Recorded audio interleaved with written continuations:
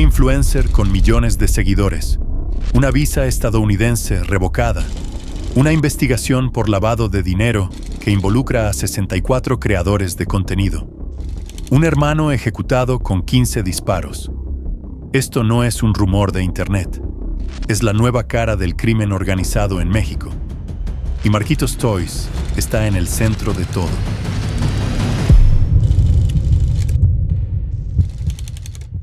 El 28 de julio de 2025, el periodista Luis Chaparro confirmó algo que hacía meses circulaba en pasillos de inteligencia.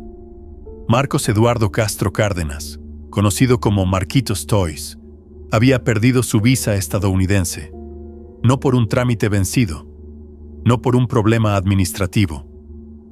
La razón era mucho más grave. Una investigación activa por presuntos vínculos con el cártel de Sinaloa y operaciones de lavado de dinero. Su última entrada documentada a territorio estadounidense fue el 19 de febrero de 2023. Desde entonces, ningún registro, ningún cruce fronterizo, ningún aeropuerto. Las puertas de Estados Unidos se cerraron para él y no volverían a abrirse mientras la alerta migratoria siguiera vigente. La información no llegó sola. Días antes, el periodista Óscar Valderas había revelado que la Unidad de Inteligencia Financiera de México tenía bajo la mira a 64 influencers radicados principalmente en Sinaloa. Entre esos nombres estaba el de Marquitos Toys, no como sospecha marginal, como objetivo prioritario. El caso representaba algo más profundo que una investigación contra un influencer ostentoso.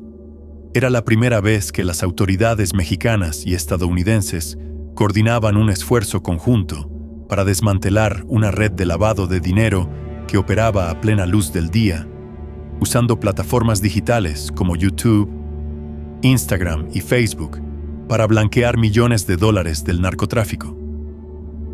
Marquitos Toys negó todo a través de una historia de Instagram. Escribió que jamás había lavado dinero para nadie y que lo único que hacía con sus recursos era ayudar a quien lo necesitaba. Pero las palabras no detuvieron la investigación. Tampoco borraron el hecho de que su círculo más cercano había sido golpeado por la violencia de forma sistemática. En enero de 2025, la casa de sus padres en Culiacán fue atacada con explosivos y armas largas. Los restaurantes de la familia fueron incendiados. Y en marzo, su hermano Gail Castro fue ejecutado con más de 15 disparos en un restaurante de Ensenada, Baja California. Cada ataque parecía enviar un mensaje. Cada amenaza dejaba claro que los vínculos del influencer con el crimen organizado no eran una invención mediática. Eran una realidad documentada que ahora enfrentaba el escrutinio de dos países. La contradicción era evidente. Un joven que presumía viajes a Europa, autos de lujo y relojes valuados en cientos de miles de dólares, afirmaba financiar todo con la venta de gorras y publicidad en redes sociales. Pero los números no cuadraban.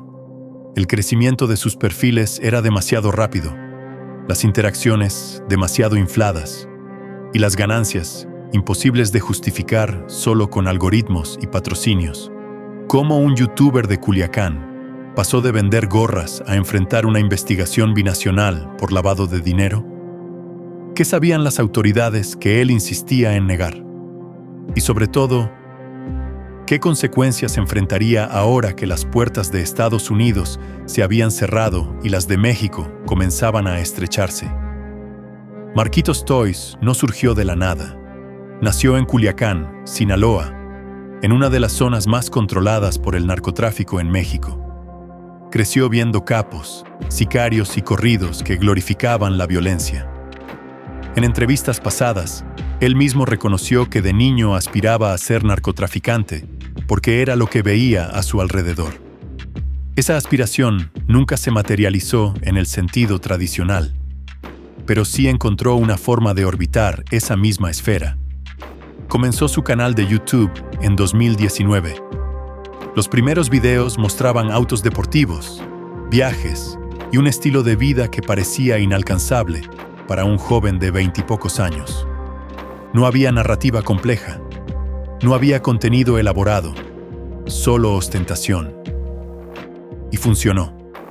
En pocos años acumuló millones de seguidores en YouTube e Instagram. Se convirtió en referente para una generación de jóvenes sinaloenses que veían en él un modelo de éxito rápido y visible. Pero el éxito de Marquitos Toys coincidió con otro fenómeno: el auge de los chapitos. Tras la extradición de Joaquín El Chapo Guzmán a Estados Unidos en 2017, sus hijos Iván Archibaldo, Jesús Alfredo, Ovidio y Joaquín Guzmán López asumieron el control de una de las facciones más poderosas del cártel de Sinaloa. Necesitaban dinero limpio, necesitaban legitimidad, y descubrieron que los influencers podían ofrecerles ambas cosas. El modelo era simple pero efectivo. El cártel identificaba perfiles con potencial de crecimiento en redes sociales. Les ofrecía recursos para inflar sus cuentas mediante bots, granjas de clics y donaciones falsas. Los influencers aparentaban éxito orgánico. Las plataformas digitales les pagaban por publicidad, y ese dinero, ahora legal a ojos de los bancos, regresaba al cártel limpio y disponible para comprar armas, vehículos y sobornar autoridades. Marquitos Toys encajaba perfectamente en ese esquema. Su crecimiento fue meteórico. Pasó de unos cientos de seguidores a millones en meses. Sus videos acumulaban vistas desproporcionadas en relación con la calidad del contenido, y sus ingresos declarados por publicidad en YouTube no se acercaban al nivel de gasto que exhibía públicamente. En ese mismo periodo, el influencer comenzó a establecer vínculos públicos con figuras del cártel de Sinaloa.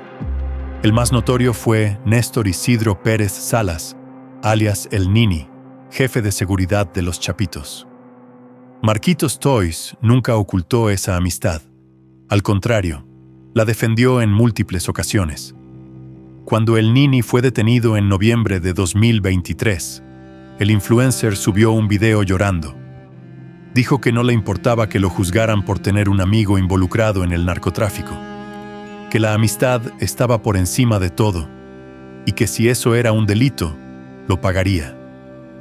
Esa defensa pública fue una señal, no solo para las autoridades, también para las facciones rivales del cártel de Sinaloa que observaban con atención cada movimiento de los Chapitos. El contexto era clave. Desde 2016, tras la captura de El Chapo, la estructura del cártel de Sinaloa había entrado en tensión. Dos facciones principales competían por el control: los Chapitos, liderados por los hijos de Guzmán Loera, y la Malliza, comandada por Ismael El Mayo Zambada y posteriormente por su hijo Ismael Zambada Siqueiros, conocido como El Mayito Flaco. Durante años, ambas facciones mantuvieron una tregua incómoda. Pero la detención de El Mayo en julio de 2024, presuntamente traicionado por Joaquín Guzmán López, rompió ese equilibrio. El 9 de septiembre de 2024 estalló la guerra. Culiacán se convirtió en campo de batalla.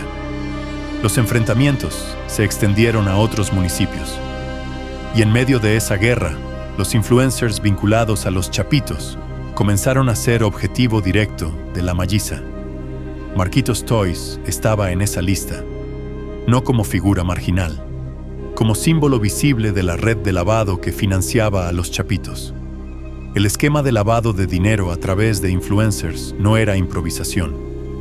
Era un sistema estructurado, diseñado para explotar las lagunas en la regulación de plataformas digitales y el sector financiero. Un modelo criminal adaptado a la era digital, donde los likes valían tanto como los sobornos tradicionales. La operación comenzaba con la identificación de perfiles. Los cárteles buscaban jóvenes con base de seguidores moderada, generalmente entre 10,000 y 100,000 suscriptores. Personas con carisma, pero sin recursos para crecer de forma orgánica. Les ofrecían financiamiento para producción de contenido, equipo profesional y promoción pagada. A cambio, los influencers debían permitir que el cártel moviera dinero a través de sus cuentas. Era una transacción simple. Ellos ponían el rostro. El cártel ponía el dinero, y ambos compartían las ganancias. Una vez seleccionado el perfil, comenzaba la fase de inflación artificial. Granjas de bots en países como India, Filipinas y Bangladesh generaban miles de seguidores falsos. Empresas fantasma compraban visualizaciones, likes y comentarios. El perfil aparentaba crecimiento explosivo. Las plataformas digitales, incapaces de distinguir entre interacciones reales y falsas, comenzaban a monetizar ese contenido mediante publicidad. Los algoritmos premiaban el engagement sin importar su origen, y el dinero fluía, el dinero llegaba limpio. YouTube, Facebook e Instagram pagaban directamente a las cuentas bancarias de los influencers. Ese ingreso, ahora documentado como ganancia legal por creación de contenido, podía ser declarado ante autoridades fiscales sin levantar sospechas inmediatas. Y desde ahí, el cártel lo recuperaba mediante esquemas de transferencias, empresas fachada o simplemente pagos en efectivo acordados previamente. La unidad de inteligencia financiera identificó múltiples capas en el esquema. Primero estaban las cuentas de los influencers. Luego, empresas de publicidad fantasma que facturaban servicios inexistentes. Después, negocios legítimos como restaurantes y tiendas de ropa que mezclaban dinero ilícito con ganancias reales. Y finalmente, instituciones financieras regionales que procesaban las transacciones sin hacer las preguntas correctas. Pero el modelo iba más allá de la simple monetización de contenido. Algunos influencers organizaban rifas de autos, relojes y dinero en efectivo. Los boletos se vendían a través de transferencias bancarias. Miles de personas participaban creyendo que tenían oportunidad de ganar. Pero las rifas cumplían otra función: blanquear efectivo. El cártel compraba los boletos con dinero sucio, y cuando el influencer declaraba esos ingresos, el dinero ya era legal. Vendían mercancía con precios inflados. Una gorra de fabricación básica costaba 500 pesos. Una sudadera, 2,000. Los precios no tenían relación con los costos de producción. Pero eso no importaba. Lo que importaba era que cada venta dejaba rastro documental de una transacción legítima. Y detrás de cada compra inflada, había dinero del cártel regresando limpio al sistema. Ofrecían asesorías online o cursos digitales que nadie tomaba, pero que dejaban rastro de transacciones legítimas. Un curso de emprendimiento por 5,000 pesos. Una mentoría personalizada por 20,000. Servicios virtuales imposibles de verificar, pero fáciles de facturar. Cada uno de estos mecanismos servía para justificar ingresos desproporcionados. La UAF también detectó una modalidad más sofisticada: perfiles creados completamente con inteligencia artificial, influencers que no existían, modelos digitales que vendían contenido en plataformas como OnlyFans, entrenadores fitness que ofrecían rutinas descargables, todos generados por computadora, todos acumulando suscriptores falsos y todos canalizando dinero del narcotráfico hacia cuentas bancarias reales que después distribuían los recursos a la organización. El caso Joaquín Fit fue emblemático.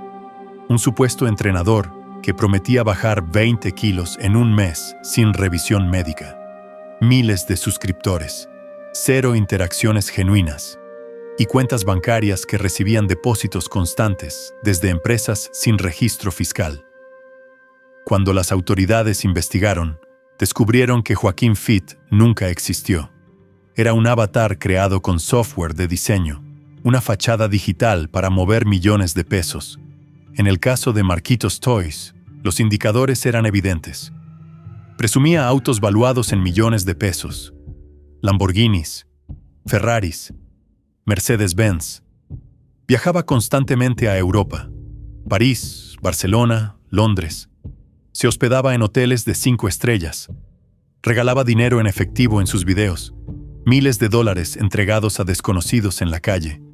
Y todo eso, supuestamente, lo financiaba vendiendo gorras de 500 pesos y ganando publicidad en YouTube. Las matemáticas no cuadraban. Los analistas de la UIF calcularon que, para mantener ese nivel de gasto, Marquitos Toys tendría que vender más de 100,000 gorras al mes solo para cubrir sus egresos visibles. No contaban los gastos no documentados, no contaban las propiedades, no contaban los vehículos registrados a nombre de terceros, solo lo que mostraba en redes, y ya era imposible de justificar.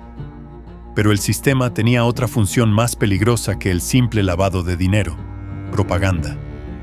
Los influencers no solo blanqueaban recursos, también normalizaban la violencia, glamorizaban el narcotráfico y funcionaban como reclutadores indirectos para las nuevas generaciones. Cada publicación era publicidad gratuita para el cártel. Cada video, una invitación a unirse. Cada video de Marquitos Toys mostrando lujo sin esfuerzo aparente enviaba un mensaje a miles de jóvenes en Sinaloa. El camino rápido hacia el éxito pasaba por acercarse al narco. No había necesidad de educación. No hacía falta trabajar años. Solo conectarse con la gente correcta y disfrutar las consecuencias. El mensaje era tóxico, pero efectivo. Y los resultados eran medibles en comentarios de seguidores que preguntaban cómo podían entrarle al negocio. Ese poder de influencia convertía a estos creadores de contenido en piezas valiosas para los chapitos, pero también en objetivos prioritarios para la malliza, que veía en cada influencer un engranaje del sistema financiero enemigo. No bastaba con atacar sicarios y operadores de droga, había que golpear las finanzas. Y los influencers eran las válvulas por donde fluía el dinero limpio que mantenía operando a los chapitos. La guerra entre ambas facciones no solo se libraba en las calles de Culiacán, también se peleaba en Instagram, en YouTube y en los algoritmos que decidían qué contenido llegaba a millones de personas. Y Marquitos Toys estaba en el epicentro de esa batalla digital, no solo como participante, como símbolo. El 8 de enero de 2025, un comando armado atacó la casa de los padres de Marquitos Toys en Culiacán. Usaron explosivos y armas de grueso calibre. El ataque duró varios minutos. Dejó la vivienda destruida pero sin víctimas fatales. Un día antes, la casa del propio influencer también había sido incendiada y baleada. El mensaje era claro: nadie en esa familia estaba a salvo. La guerra había llegado directamente a su puerta. Los ataques no fueron actos de violencia aleatoria, fueron golpes calculados, enviados desde el otro lado del conflicto que desgarraba Sinaloa desde septiembre de 2024. La guerra entre los chapitos y la malliza no solo se medía en cuerpos en las calles, se medía en casas incendiadas, negocios destruidos y familias desplazadas. Y la familia Castro estaba en la lista de objetivos prioritarios. Ese mismo mes, avionetas sobrevolaron Culiacán lanzando volantes con nombres y fotografías de 25 influencers y cantantes de corridos tumbados, todos acusados de lavar dinero para los chapitos. Marquitos Toys encabezaba la lista. También aparecían sus hermanos Gail, Kevin y Maeve Castro, y junto a ellos nombres como Peso Pluma, Roberto Tapia, El Horny, Ana Gastelum y decenas de creadores de contenido que operaban en Sinaloa. Los volantes no solo listaban nombres, incluían fotografías, direcciones de negocios y, en algunos casos, placas de vehículos. Era información de inteligencia, datos que solo podían obtenerse mediante vigilancia sostenida. El mensaje implícito era aterrador. Sabemos quiénes son, dónde están y cómo llegar a ustedes. Los volantes estaban firmados con las iniciales MF. Mallito Flaco, el hijo de El Mayo Zambada, que ahora lideraba la malliza en su guerra contra los chapitos. No era una amenaza vacía, era una declaración de intenciones, una lista de objetivos. Y para cualquiera que conociera la historia reciente de Sinaloa, el mensaje era evidente: esta gente iba a morir. Marquitos Toys intentó mantener la calma en público. Siguió subiendo contenido, siguió presumiendo viajes, pero algo había cambiado. Dejó de visitar Culiacán con la misma frecuencia. Sus videos ya no mostraban las calles de su ciudad natal. Las locaciones cambiaron a playas anónimas, ciudades europeas y hoteles sin identificación. Se movía con escoltas. Varios hombres armados aparecían ocasionalmente en el fondo de sus historias de Instagram. Y en sus publicaciones comenzó a pedir a la gente que diferenciara entre amistad y delincuencia. Durante febrero y marzo, los restaurantes Ranch Roll de la familia Castro fueron atacados. Primero el de Culiacán, luego el de Mazatlán. Hombres armados llegaron en camionetas, dispararon contra las fachadas, lanzaron bombas Molotov. Los establecimientos quedaron calcinados, los trabajadores huyeron y los clientes dejaron de ir, no solo por miedo a los ataques, sino por miedo a ser vistos cerca de negocios vinculados a los chapitos. El hermano de Marquitos Toys, Kevin Castro, también conocido como KC, desapareció de redes sociales durante semanas. Circularon rumores de que había sido secuestrado, que estaba muerto, que había huido del país. Marquitos Toys tuvo que desmentir públicamente las versiones. Subió un video diciendo que todos en la familia estaban bien, pero su tono era defensivo, nervioso, y su ausencia posterior de las redes durante días contradecía sus palabras. En ese contexto de tensión creciente, Marquitos Toys hizo algo que muchos interpretaron como provocación directa. En marzo, subió una publicación felicitando a El Nini por su cumpleaños. Escribió: "Otro año más de vida. Mi amigo, un abrazo hasta donde estés. Se le extraña, viejo". Acompañó el mensaje con una foto de un pastel en forma de reloj de lujo, confeti de colores y globos. El Nini estaba recluido en el Centro de Detención Metropolitano de Brooklyn, Nueva York, enfrentando cargos por narcotráfico, homicidio y conspiración. Pero Marquitos Toys decidió recordarlo públicamente de todas formas. La publicación fue leída como desafío, como declaración de lealtad a los chapitos en medio de una guerra que no perdonaba neutralidades. En Culiacán, donde cada movimiento era analizado por ambos bandos, felicitar públicamente al exjefe de seguridad de los chapitos equivalía a tomar partido. Y tomar partido equivalía a convertirse en objetivo legítimo. 10 días después, el 28 de marzo, su hermano Gail Castro fue ejecutado. Ocurrió en el restaurante Villa Marina, en Ensenada, Baja California. Gail había llegado a la zona días antes con su esposa, Brianda Sánchez. Se alojaban en un hotel cercano, visitaban la zona turística. Aparentemente intentaban alejarse de la violencia de Sinaloa, pero la guerra los alcanzó de todas formas. Se encontraban comiendo cuando un grupo de sicarios llegó en un Toyota Corolla color guinda. Estacionaron frente al restaurante. Bajaron armados y abrieron fuego sin decir palabra. Los disparos fueron múltiples, precisos, diseñados no solo para matar, sino para enviar un mensaje mediante la brutalidad del acto. Gail intentó correr. No llegó lejos. Le dispararon más de 15 veces. Los impactos lo alcanzaron en el pecho, el abdomen, el rostro y las extremidades. Según el informe forense, presentaba cerca de 30 heridas de bala. No fue ejecución rápida, fue castigo ejemplar. Murió en la entrada del restaurante. Su esposa, Brianda Sánchez, presenció todo. Las imágenes que circularon después la mostraban llorando, haciendo llamadas, mientras el cuerpo de su esposo quedaba tendido en el suelo con manchas de sangre expandiéndose bajo él. El ataque fue premeditado. Los sicarios sabían dónde estaba Gail.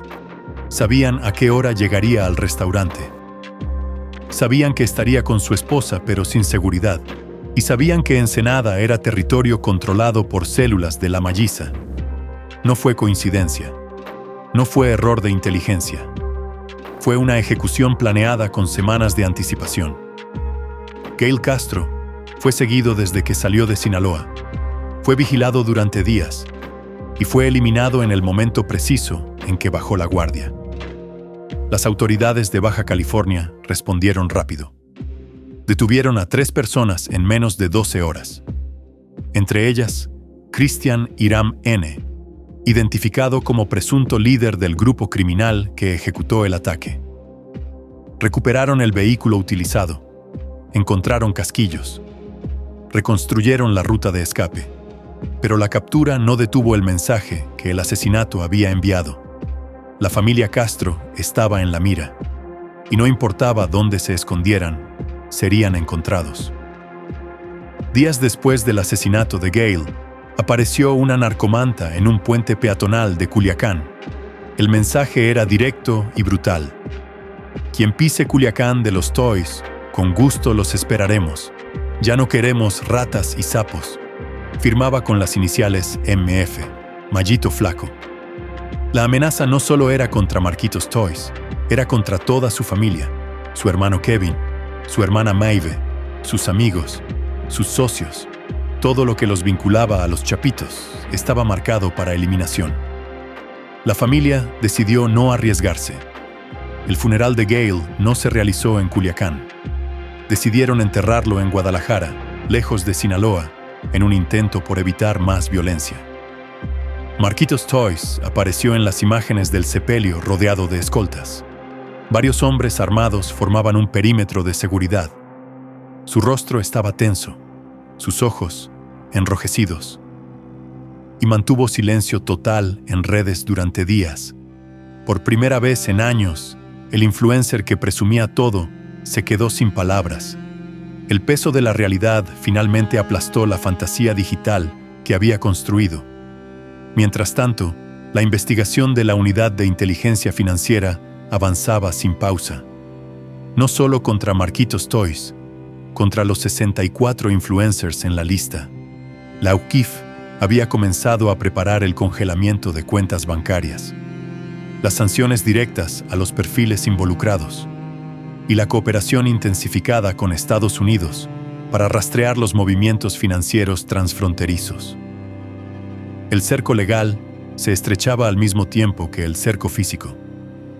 La pérdida de la visa estadounidense de Marquitos Toys no fue un hecho aislado. Fue el primer movimiento de una estrategia más amplia, diseñada en Washington y ejecutada en coordinación con la Ciudad de México.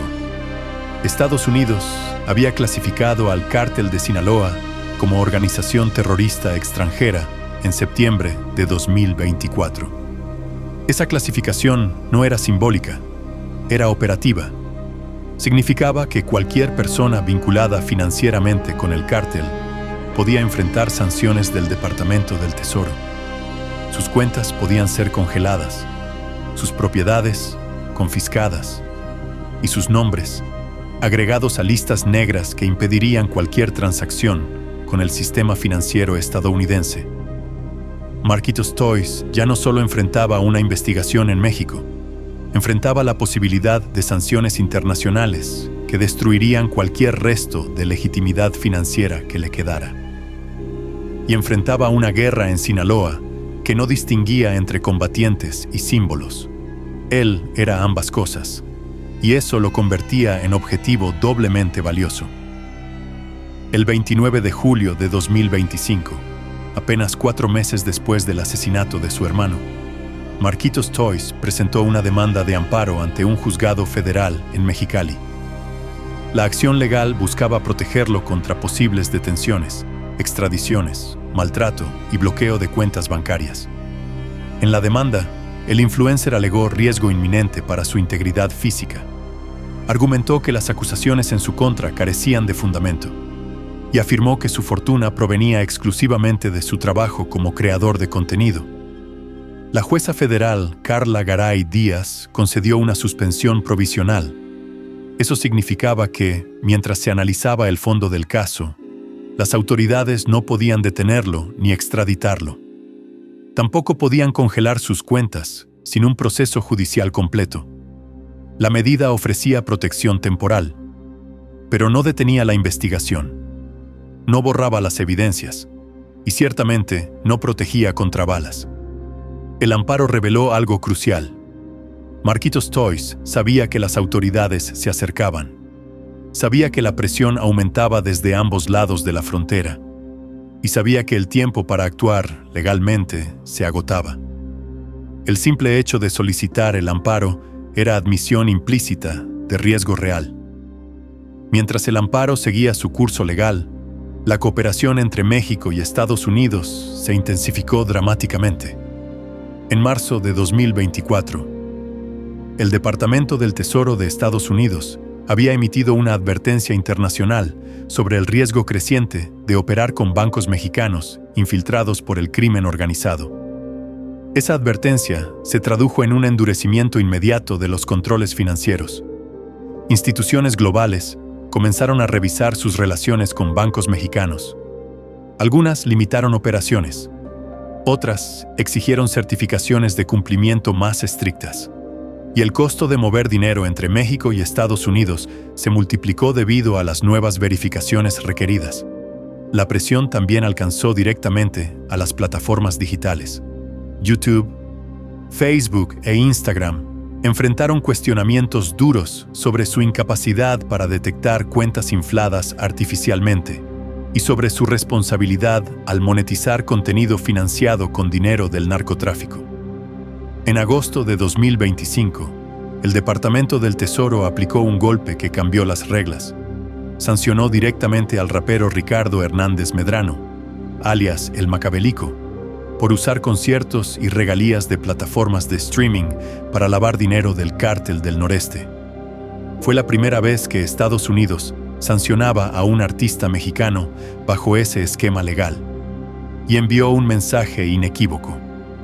Los influencers ya no estaban fuera del alcance de la ley. Las sanciones incluyeron congelamiento de cuentas, prohibición de transacciones con empresas estadounidenses y eliminación de plataformas digitales. Spotify retiró su música. YouTube desmonetizó su canal. En horas, su carrera digital colapsó. El caso de Marquitos Toys se convirtió en referencia directa para futuras sanciones. Las autoridades estadounidenses lo estudiaban como modelo perfecto de lo que querían evitar. Un influencer con millones de seguidores, operando como intermediario financiero del narcotráfico, sin consecuencias durante años. Pero la situación se complicó exponencialmente con la guerra en Sinaloa. Entre septiembre de 2024 y septiembre de 2025, el conflicto entre los Chapitos y la Malliza había dejado más de 1.400 homicidios documentados, 1.800 personas desaparecidas y decenas de miles de desplazados. Culiacán se había convertido en una de las ciudades más violentas del mundo. En ese contexto de violencia extrema, los influencers vinculados a los Chapitos comenzaron a ser asesinados uno tras otro en una campaña de limpieza sistemática. Jesús Miguel Vivanco, conocido como el Jasper, fue ejecutado mientras manejaba. El gordo Peruzzi cayó en una emboscada. El Pinky fue hallado atado y torturado al costado de una carretera. Todos eran creadores de contenido con miles o millones de seguidores, y todos fueron eliminados sin excepción. La lista de víctimas crecía cada semana, y con cada ejecución, el mensaje se volvía más claro. La Malliza no distinguía entre operadores armados y operadores digitales. Ambos eran parte del sistema financiero enemigo, y ambos iban a caer. Marquitos Toys vio cómo su círculo se desintegraba semana tras semana. Vio cómo personas que habían colaborado con él terminaban ejecutadas. Vio cómo su familia era atacada sistemáticamente, y vio cómo las autoridades de dos países cerraban el cerco a su alrededor, mientras el cerco físico de la Malliza se estrechaba día a día. La pregunta ya no era si enfrentaría consecuencias. La pregunta era cuándo y de qué forma. En diciembre de 2025, Marquitos Toys sigue sin visa estadounidense. Sigue bajo investigación de la Unidad de Inteligencia Financiera. Sigue protegido por una suspensión provisional que puede levantarse en cualquier momento. Y sigue moviéndose entre ciudades con escoltas, evitando Culiacán, intentando mantener una apariencia de normalidad que ya nadie le cree. Su caso dejó de ser solo suyo. se convirtió en símbolo de una transformación más profunda en la forma en que el crimen organizado opera en México. Los cárteles ya no solo controlan plazas, rutas y territorios. Ahora controlan narrativas, algoritmos y la atención de millones de jóvenes que los ven como modelos a seguir. El fenómeno de los narcoinfluencers expuso las lagunas en la regulación digital. Demostró que las plataformas tecnológicas no tienen los mecanismos para identificar dinero ilícito cuando entra disfrazado de publicidad legítima. Y reveló que el lavado de dinero del siglo XXI no requiere bancos clandestinos ni valijas llenas de efectivo. Solo requiere una cuenta de YouTube, millones de seguidores falsos y una estructura criminal dispuesta a financiar el espectáculo. Para las autoridades mexicanas, el caso de Marquitos Toys representó un punto de inflexión. La unidad de inteligencia financiera no solo investiga a 64 influencers, investiga un sistema completo. Una red que conecta plataformas digitales, empresas fantasma, bancos regionales y cárteles internacionales. Desmantelar esa red no será rápido, no será fácil, y requerirá cooperación internacional que hasta ahora ha sido limitada. Estados Unidos mantiene la presión. La clasificación del Cártel de Sinaloa como organización terrorista extranjera abrió la puerta a sanciones más agresivas. Ya no solo contra capos y operadores, también contra quienes facilitan el lavado de dinero desde la comodidad de sus estudios de grabación. Pero las consecuencias no son solo legales, son sociales. En Sinaloa, una generación completa creció viendo a influencers como Marquitos Toys presumir riqueza sin explicación. Creció creyendo que el narcotráfico era glamour, lujo y aventura. Y ahora esa misma generación está atrapada en una guerra que ha desplazado familias, cerrado negocios y convertido ciudades enteras en campos de batalla. El asesinato de Gail Castro no fue el último. La violencia contra influencers continúa. Cada ejecución envía el mismo mensaje. Nadie está fuera del alcance de la malliza, ni siquiera quienes operan desde la pantalla de un celular. Marquitos Toys pidió amparo, obtuvo protección temporal. Pero la protección legal no detiene balas, no evita emboscadas, y no borra el hecho de que su nombre está en listas de 2 gobiernos y al menos una facción del Cártel de Sinaloa que lo considera enemigo.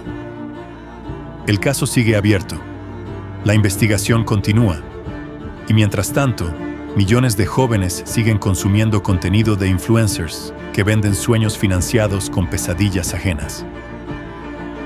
El algoritmo no distingue entre dinero limpio y dinero sucio. Solo cuenta vistas, clics y engagement. Y mientras eso sea suficiente para monetizar, el sistema seguirá operando.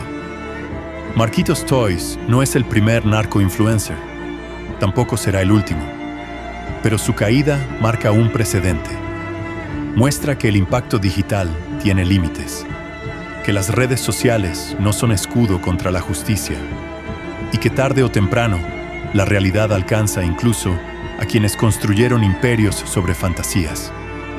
La historia de Marquitos Toys es la historia de una generación que confundió fama con impunidad, que creyó que el crimen organizado era solo contenido viral, y que ahora enfrenta las consecuencias de haber cruzado líneas que jamás debieron cruzarse. La pregunta que queda no es si Marquitos Toys terminará en prisión, es cuántos más caerán antes de que el sistema que los creó sea desmantelado por completo.